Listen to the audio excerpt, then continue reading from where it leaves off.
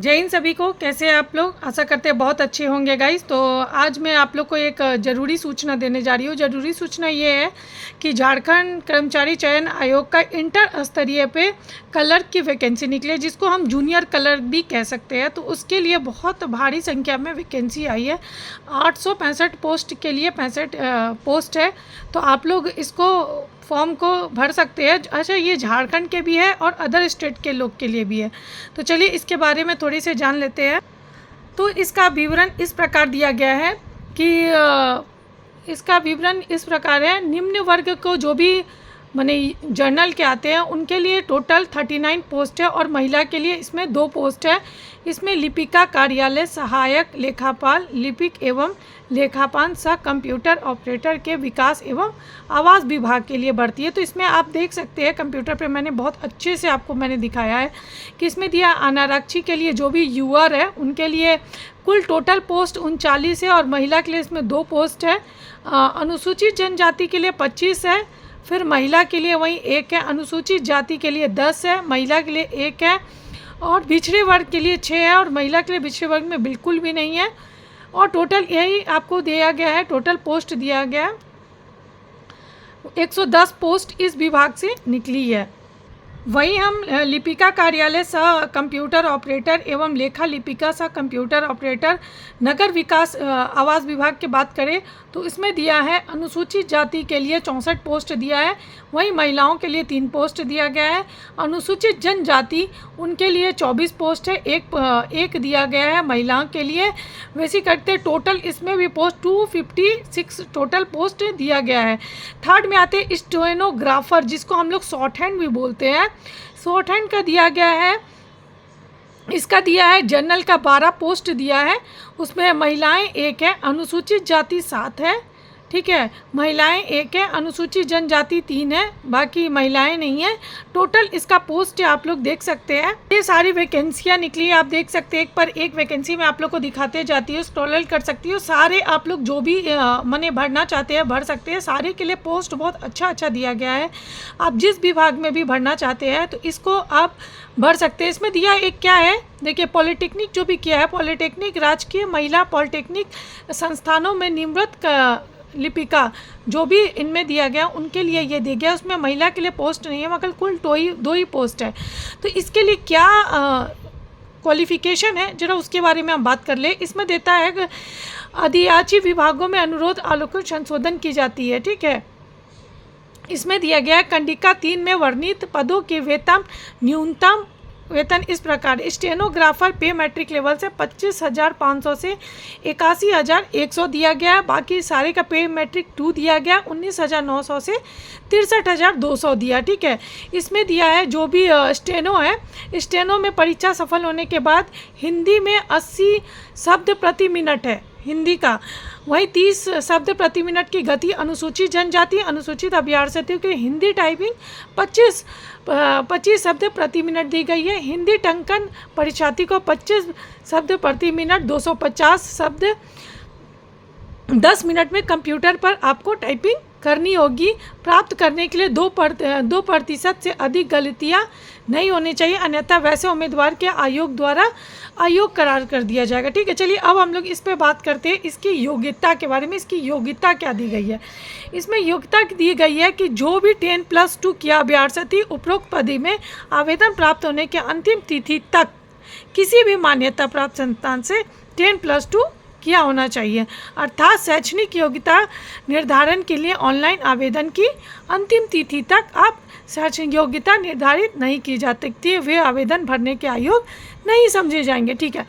फिर कला खेलकूद कार्य विभाग में संख्या 709/12/2007 द्वारा श्रेणी ग के पदों में सीधी नियुक्ति हेतु निर्धारित निम्न मानक अनुमान्य होगा। चलिए तो अब थोड़ा हम लोग उम्र सीमा पे बात कर लेते हैं। इसकी उम्र सीमा क्या दी गई है? उपरोक्त पदों के लिए न्यूनतम आयु की गणना 1/8/2023 से और अधिकतम आयु की गणना 1/8/2019 से की जाएगी। मतलब आपका न्यूनतम आयु 18 वर्ष होना चाहिए, ठीक है। वहीं पर अधिकतम आयु जो भी जनरल के आर्थिक वर्ग से कमजोर है उनको 35 वर्ष चाहिए, ठीक है, उनको 35 वर्ष चाहिए। और वहीं पर आपको दिया गया है अत्यधिक पिछड़े जाति अनुसूचित जनजाति पिछड़े वर्ग के लिए 37 साल है। वहीं सभी महिलाओं के कोटि जो भी जनरल हो कोई भी हो उनके लिए 40 वर्ष दिया गया है। ठीक है, महिला के लिए 38 वर्ष है, अनुसूचित जाति अनुसूचित जनजाति और पुरुष के लिए 40 वर्ष है। सभी कोटि के निरस्त अभ्यर्थी को अधिकतम आयु सीमा 10 वर्ष के अतिरिक्त छूट दी जाएगी। निःशक्त संबंधी प्रमाण पत्र राज्य प्रधान द्वारा गठित चिकित्सा संसद विविध निर्गत होना चाहिए। सभी श्रेणी के निःशक्तों को दवा भी तभी मान्य होगा निःशक्त कम से कम 40% से अधिक हो। ठीक है, अच्छा ये तो हो गई हमारी उम्र सीमा की बात। आगे हम लोग बात करते हैं आरक्षण का दावा करने वाले अभ्यर्थी को स्थानीय प्रमाण पत्र निश्चित ही होगा। तो ये क्या है, ये आप लोग दोनों भर सकते हैं, जो झारखंड के निवासी है वो भी भर सकते हैं और जो बाहर के लोग हैं वो भी इस फॉर्म को भर सकते हैं। इसमें सीधा लिखा गया है अगर आप आरक्षण के लिए दावा करते तो आपको निवास प्रमाण पत्र कंपलसरी होगा। ठीक है, वो भी दिया आरक्षण का दावा करने वाले अभ्यर्थियों को प्रशासनिक सुधार तथा राजभाषा विभाग द्वारा 2016 तक इसके पश्चात निवासी स्थानीय प्रमाण पत्र मान्य होगा। इसका मानक प्रविष्टि 8 पर निर्धारित है। क्रमिक प्रशासनिक सुधार तथा राजभाषा विभाग द्वारा निर्धारित पत्र 2019 को अथवा इसके पश्चात अंचल अधिकारी के स्तर से निर्गत स्थानीय प्रमाण पत्र ही मान्य होगा, जिसका मानक प्रमाण पत्र विशिष्ट 9 पे आधारित है। तो ये किन लोगों के लिए है, जो भी वहाँ के स्थानीय लोग हैं, जो झारखंड के स्थानीय लोग हैं, ये ज़्यादातर उनके लिए दिया गया। अभी क्या बोलता है, अंचल अधिकारी के स्तर निर्गत स्थानीय पत्र का मान्य नहीं होगा। 2019 के बाद जिन्होंने भी बनाया अंचल का, उसका मान्य नहीं होगा। किसी पूर्व स्तर पे जो दिया गया है निर्गत स्थानीय प्रमाण पत्र मान्यता नहीं होगी। बाकी आप लोग नोटिफिकेशन एक बार पढ़ ले सकते हैं। पति पिता के आधार निर्गत स्थानीय पत्र का मान्य होगा। अगर आपका पति वहाँ पे रहता है और आपका स्थानीय प्रमाण पत्र है, या आपके पिताजी है, उनका अन्य प्रमाण पत्र पर जरूर होगा अगर उनके पिताजी झारखंड में निवास करते हैं तो।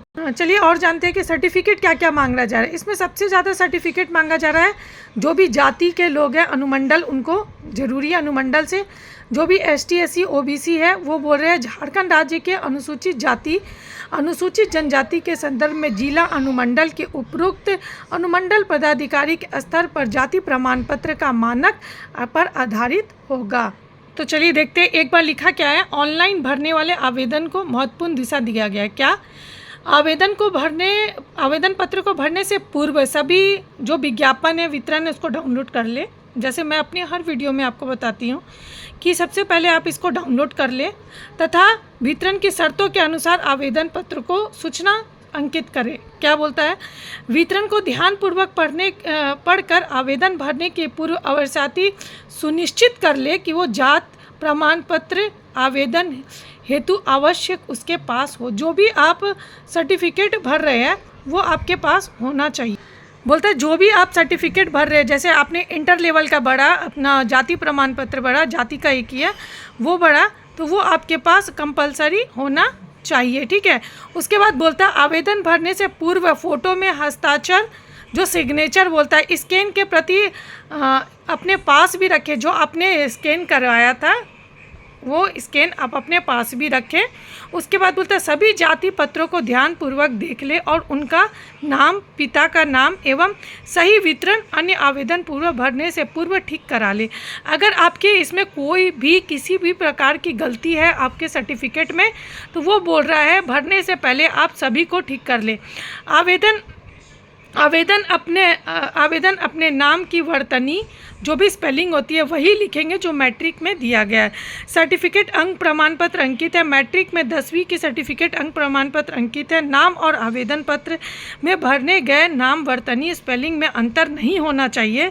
आवेदन का नाम से संबंधित सूचना के नाम से आगे श्री, मिस्टर, श्रीमान आदि शब्दों का व्यवहार नहीं किया जाएगा।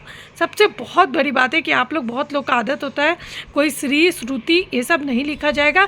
जो आपके मैट्रिक में लिखा है जैसे दिनेश कुमार, तो ये दिनेश कुमार ही लिखाएगा, श्री या मिस्टर या कुछ भी आगे पीछे नहीं होगा, या टाइटल नहीं है तो आप अपने से भरने की कोशिश ना करें। अब इम्पॉर्टेंट फैक्ट पे बात करते हैं कि परीक्षा का स्वरूप क्या होना चाहिए। आयोग द्वारा OMR सीट पर ही निर्धारित परीक्षा ली जाएगी। परीक्षा में मेगा सूची उनके प्राप्त नॉर्मलाइजेशन अंक के आधार पर तैयार किया जाएगा तथा परीक्षा फल में प्रकाशन के पश्चात उनमें नॉर्मलाइज अंक ही दिया जाएगा। ठीक है, परीक्षा का स्वरूप इस प्रकार है, देख ले। परीक्षा का स्वरूप, परीक्षा एक मुख्य चरण में ही ली, सभी प्रकार के बहुलिखित उत्तर योग होंगे। एक प्रश्न पूर्व 3 अंक मिलेगा, सही उत्तर के लिए 3 अंक दिए जाएंगे तथा प्रत्येक गलत उत्तर के लिए 1 अंक की कटौती की जाएगी, निगेटिव मार्किंग भी है। भाषा विषयों को छोड़कर अन्य सभी विषयों हिंदी एवं अंग्रेजी में ही होगा, जो जिसको अपने चॉइस लेना है। ठीक है। मुख्य परीक्षा के लिए 3 पत्र होंगे, या परीक्षा 3 पालियों में ली जाएगी। ठीक है। सबसे बड़ी बात मैं बता रही हूँ कि परीक्षा 3 पाली में ली जाएगी। क्या क्या? पहले आपको भाषा का ज्ञान होना चाहिए, वो आपको हिंदी का भाषा और अंग्रेजी दोनों होगा, दोनों 60 नंबर का होगा। वो क्वालिफाई नेचर है, आपको इसमें 30 नंबर कंपलसरी, 30% नंबर, 120 में 30% नंबर लाना कंपलसरी है, अन्यथा आपको आगे कॉपी चेक या आगे एग्ज़ाम देने की अनुमति नहीं दी जाएगी।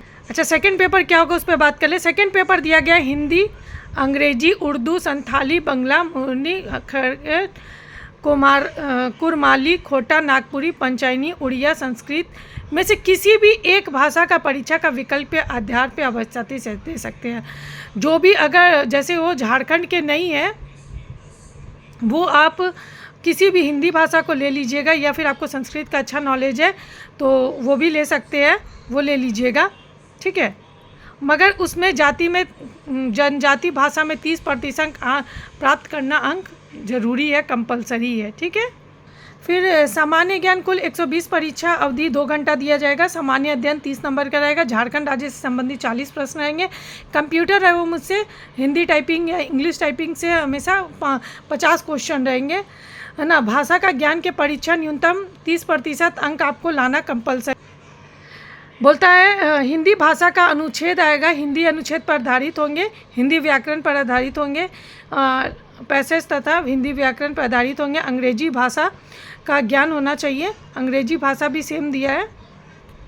अंग्रेजी भाषा अनुच्छेद पर आधारित प्रश्न 20 होंगे, अंग्रेजी व्याकरण से 40 होंगे। इस विषय में अनुच्छेद तथा अंग्रेजी व्याकरण पर आधारित होगा। आप देख सकते हैं क्षेत्रीय भाषा में क्या क्या दिया गया है। चलिए, ये तो हो गई बात, है ना। आगे हम लोग इसकी जानकारी, अगर आप ये अच्छी लगी हो तो आप लोग चैनल को लाइक करना ना भूलें। और सबसे बड़ी बात है कि आप लोग फॉर्म जब भी भरें तो आप लोग अपना एक बार ज़रूर से विज्ञापन खुद से पढ़े। उनका सिलेबस पूरा दिया हुआ है, सिलेबस एक बार देख ले क्या क्या दिया, गद्य दिया, महादेवी वर्मा बजान, तो ये सारे कोई नोटिफिकेशन में दिया हुआ, आप देख सकते हैं। मैं पूरी नोटिफिकेशन आपको दिखा रही हूँ। ये देखिए आपको क्या पढ़ना है, ये सबसे अच्छा झारखंड का कि क्या क्या पढ़ना है आपको, इतने में ही आ जाएगा। आप लोग देख सकते हैं पूरा हिंदी में दिया है, संज्ञा, सर्वनाम, क्रिया, विशेषण, ये सारा सब चीज़ दिया है। तो आप लोग एक बार नोटिफिकेशन डाउनलोड करके पढ़ ले, उसके बाद आप लोग सारे को देख के उसके बाद आगे आप लोग फॉर्म अप्लाई करें। तो वीडियो को ज़्यादा बड़ा नहीं करते, तब तक गुड बाय, अपना ख्याल रखिएगा। और इसका शुल्क मैं बताना भूल गया, इसकी शुल्क 100 रुपया दी गई है सभी के लिए, जो भी बाहर से भर रहे हैं उनके लिए भी, और जो अंदर से भर रहे हैं उनके लिए भी 100 रुपये शुल्क दिया गया है। जो भी कैंडिडेट भर रहे हैं उनके लिए 100 ही रुपया शुल्क है। और झारखंड से बाहर के लोग भी इस फॉर्म को फिलअप कर सकते हैं।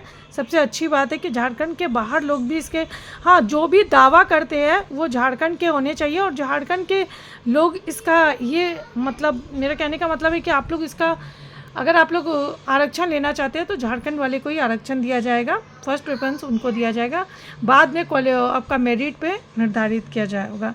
ठीक है, तो तब तक के लिए जय हिंद, गुड बाय।